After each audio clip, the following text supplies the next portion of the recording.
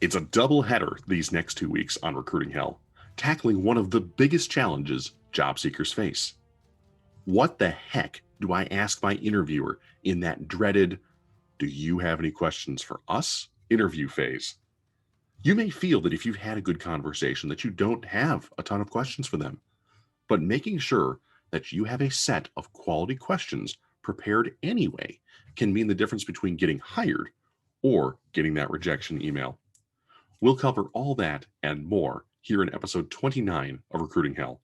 And next week, to mark our mid-season episode, we'll take a look at the questions you should be asking recruiters and interviewers before the interview as well.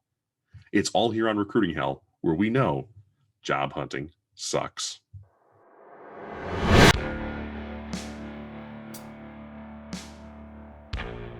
Hello and welcome to Recruiting Hell. I'm your host, Rob Conlon, here to help you navigate the fires and trials of your job hunt.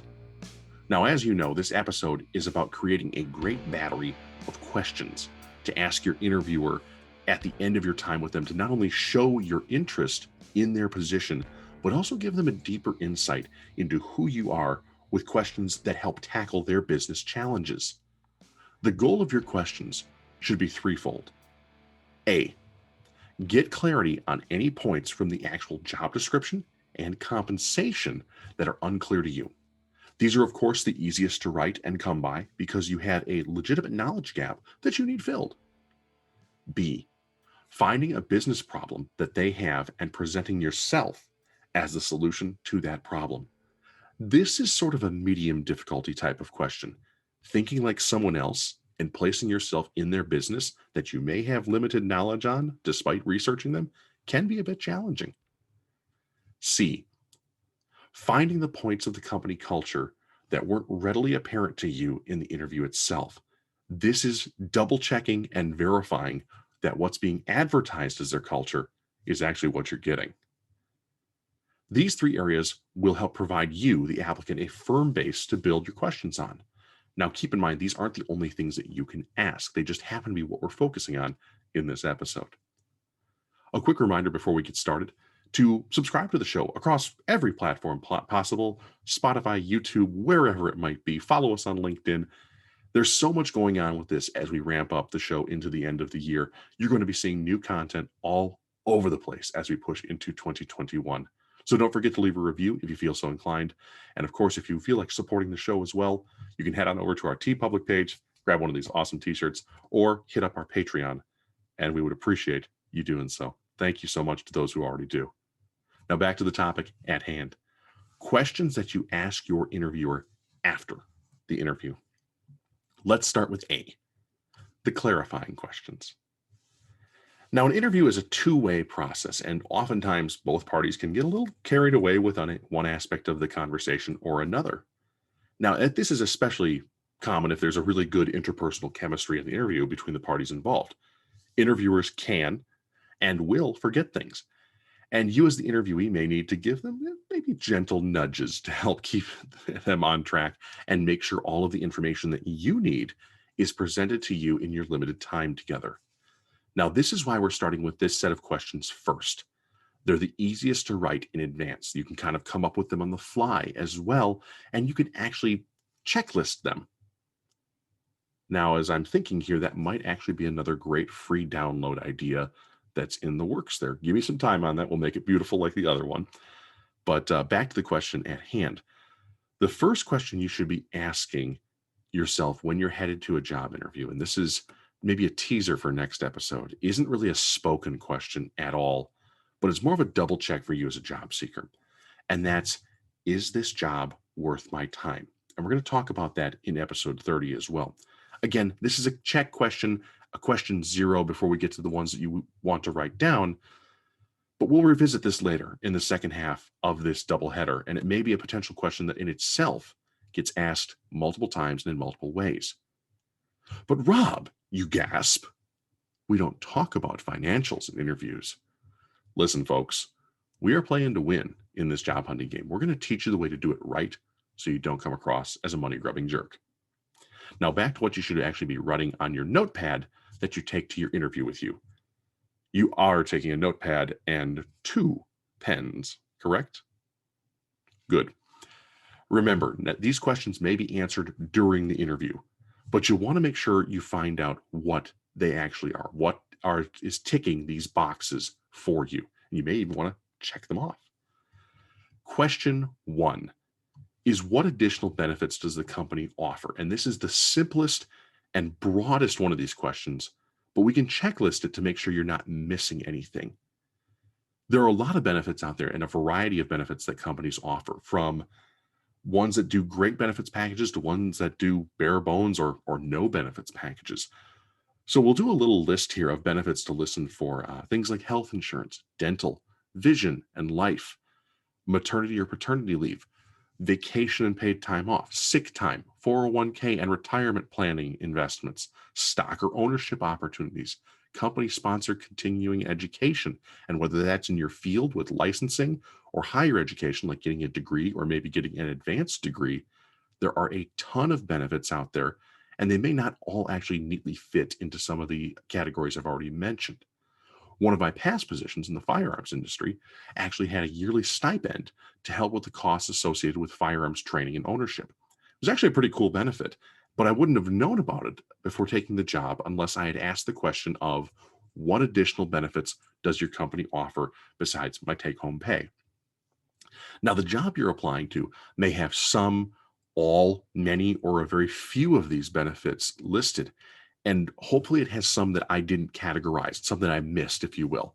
Step 1 of this process is to help the company interview you show all of the pieces of the job package that they're offering you, and being able to check them off or make notes of what is and isn't present at the position you're applying for is huge. Now, continuing with your clarifying questions, during the interview, you should be taking as many notes as you comfortably can. Keyword, comfortably. Not all of us can listen and write at the same time. It's important, though, to set this up with your interviewer ahead of time when you walk into the interview, by asking to take notes and letting them know that if you're writing, they should either pause, but they still have your undivided attention. Now, remember, as we discussed in earlier episodes of this show, we want to make sure that we ask the notes question in a way that prompts a yes rather than a no answer. Do you mind if I take some notes? No. Well, that's starting down the wrong path, where they've said no to you once already. You want them to say yes. It makes subsequent no's easier to say. But the same thing works with yes. Hey, Jim, I'm going to take a few notes during the interview in case there's a question I have or a point I'd like to chat with you more about. Is that okay? Yes. Literally, nobody sane is going to tell you you can't take notes to ask them better questions about the position that they're hiring for. And if anybody does, I think it's probably time to terminate that interview if that's the case. Now, other questions that revolve around this area would be the benefits themselves. Who does the company cover insurance for? Would be a great question about that benefit, as some companies only do employee coverage versus spouse coverage with whole family coverage, things like that. We could spend a whole set of episodes trying to cover every little aspect about asking about benefits, which at some point actually might not be a bad idea, especially if we're trying to cover understanding those benefits as well. But for the purposes of this episode, you are a smart job seeker. You'll be able to decide which benefits you need to know more about. And honestly, what you are going to care about is going to be different from every other listener to this show. Now, the more general advice for that point is going to be ask open-ended questions. Who, what, where, when, and how are all perfect examples of open-ended questions. All of these questions prompt an answer that is usually more than a one-word yes or no. Close-ended questions tend to be those one-word answers. Yes, no, depends, maybe. And just like in sales, during your job hunt, you should be focusing on asking open-ended questions unless you are using those close-ended questions to very carefully set up an open-ended question. And even then, do this very sparingly. So round 1 is there to make sure you kind of have the nuts and bolts questions, the position details. You totally deserve those. The second type of question is becoming the solution to that business's problems. Now, we talked about this and we visited this in episode 19 with Brendan Kumarasamy. Now, seeing yourself as the cure to the ailment that a business has can take research. You're going to want to identify 2 to 3 main issues that a company you're interviewing at is likely to have by combing through search results about that company. You may also want to keep an eye on their LinkedIn to say, what are they posting? Well, these articles that they're posting, uh, what seems to resonate with them? For example, if you're looking to get into the transportation industry, it's going through a tremendous labor crunch right now, finding truck drivers and things like that. Tailoring a question to your interviewer about how they're handling that and how you can help them do so is a great idea. Additionally, another industry-facing challenge currently is publishing. Educating yourself on niche publishing and asking questions about how current readership trends are heading downwards not only gives you a good basis of research to speak on the topic, but you'll also be able to look to ask how that publisher is increasing readership, which not only gives you insight into how the publisher is thinking about solving problems themselves, but also lets you ask if something you can offer and come up with would be beneficial.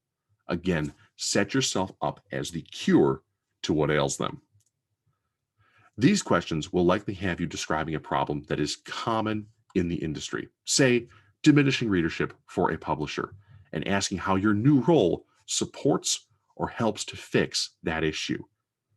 If we go back to the transportation industry model, it may come up that the company you're applying for has issues keeping drivers. Having a handful of solutions that are actionable for maintaining drivers is not only great if the interviewer asks you, how would you maintain and build driver loyalty? But it sounds even better if A, you've got the answer to that question, and B, it's the question that you're asking of them. It shows higher level thinking and the potential ownership desire for problems that the company is facing.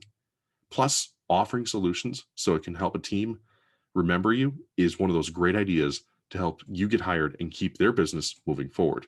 Again, giving things away for free sometimes is a necessary evil that we do talk about in recruiting hell. I'm not saying help these folks at no charge or anything like that, but a few ideas to help push them towards hiring you, definitely worth their weight in gold. Now, lastly, we have question C, or question type C, I should say, which is amongst the most difficult to create because it does need to almost be done on the fly. During an interview, you're going to be told and asking questions about the culture. First, the interviewer will hopefully actually tell you what it's like to work at the company. And if they don't, be sure to kind of, prompt them. Questions that should be in your bag of tricks should be along the lines of, how does the company act when X happens? They're behavioral questions. And if you remember from one of our past episodes, a lot of times HR asks you behavioral questions. So putting the shoe on the other foot can be a little bit fun there.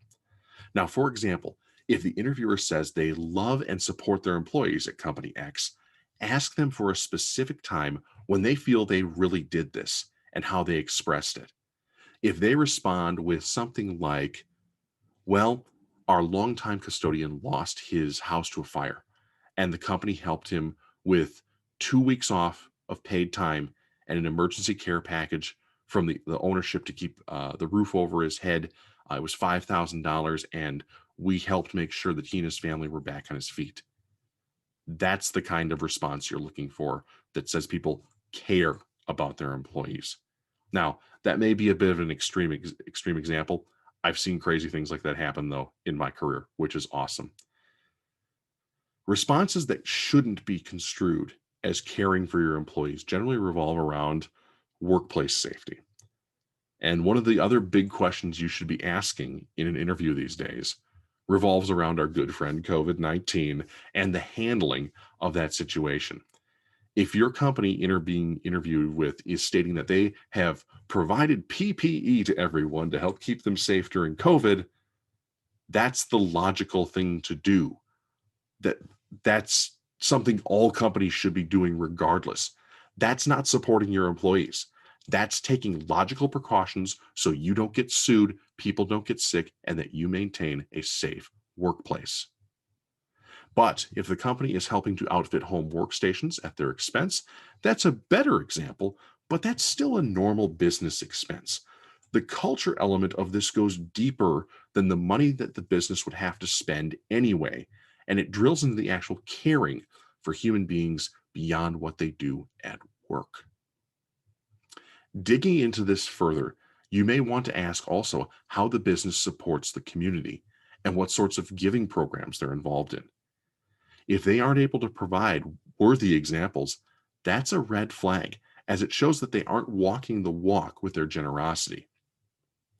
Asking the questions that don't directly call out this type of mismatch to you is important when evaluating a job.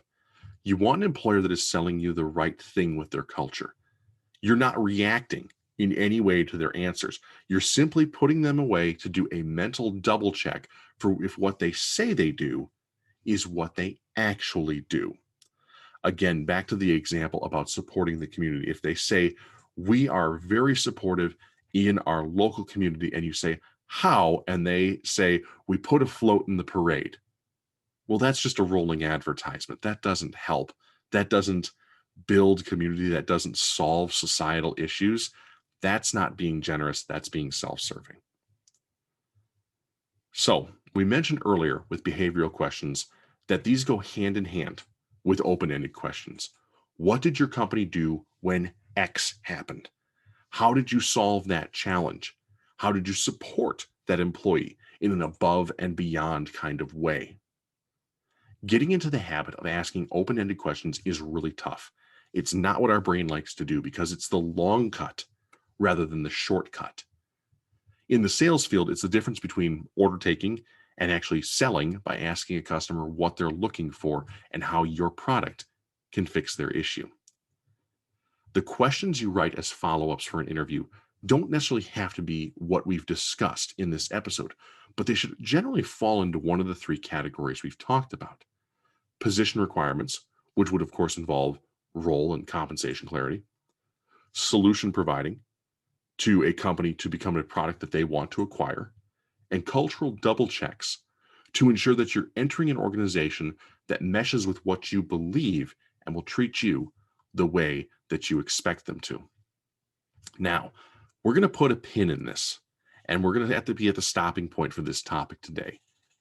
There's so much more to talk about when asking this question in interviews, and that's why we're actually doing a second episode on this.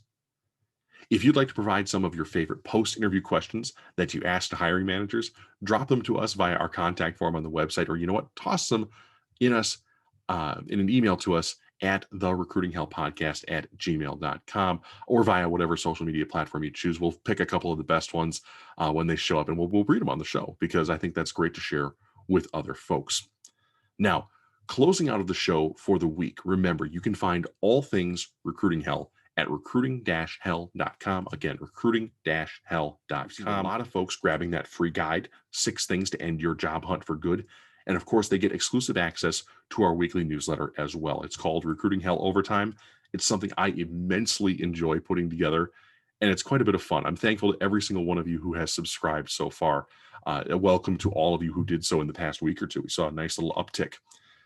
We'll close the show by moving on to something that's normally at the beginning of the show. And you probably missed it here and kind of wondered why I dove into things, but I think a little format tweak can be really good, if you will. A few reminders for your job hunt. You deserve to find a career opportunity that makes the most of who you are with the talents you were given. You deserve to know about and be protected from jobs and employers that would take advantage of you. Asking for help in your job hunt is a sign of strength, not a sign of weakness. And your willingness to seek help in your job hunt will ultimately pay off. You have the discipline and the motivation to succeed in this task. You can escape recruiting hell, and you are welcome at this table to learn new skills to help you win your job hunt. You can and you will escape recruiting hell. The new year brings a whole bunch of new challenges, and we are doing everything we can here at the show to help you rise to meet them. For more from us, you can also find our blog, social media accounts, show notes, and links to, of course, TeePublic and Patreon at recruiting-hell.com to support this show and support your job hunt. As always, big thank you to Purple Planet Music for our themes and you, the listener, for tuning in. I'm Rob Conlon, and until we meet again, keep moving forward with your self-betterment and your job hunt. It's a marathon, not a sprint, and Recruiting Hell will be here to help you keep pace.